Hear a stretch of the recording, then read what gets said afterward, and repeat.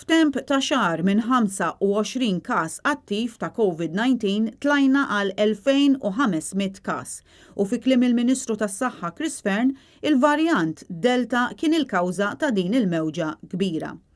Meta kien qed iwieġeb domandi tat-Times dwar kif Malta issa tinsab bejn il-5 u s-6 post fuq il-lista tal-ECDC, Fearn evita milli jwieġeb direttament għal mistoqsija u qal id-differenza bejn Malta u pajjiżi oħra hi li f'Malta il-maġġor parti tal-popolazzjoni hija mlaqma.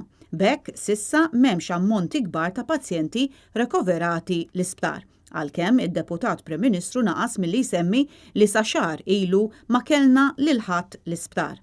Rigward is-sitwazzjoni tal-istudenti tal-Ingliż li ddaħlu Malta b'test negattiv tal-PCR biss, il-Ministru ammetta li ma kienx deċiżjoni għaqlija li dawn l-istudenti ma kinux imlaqma u ġew f'pajjiżna.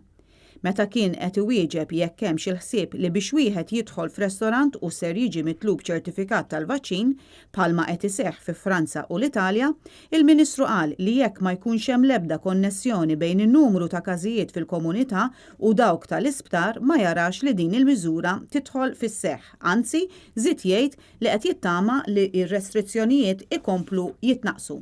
ċifri imħabbra mill-ECDC juru li għalkemm hemm rati għoljin ta' tilqim fil-gruppi kollha, fost dawk bejn il-25 u d-49 sena għadhom baxxi. Mat-Times il-Ministru wieġeb li jistenna li ċifri f'dan il-grupp ta' etajiet jiżdiedu fil-ġimgħat li ġejjin, iżda ma qalx kif se jseħħ dan.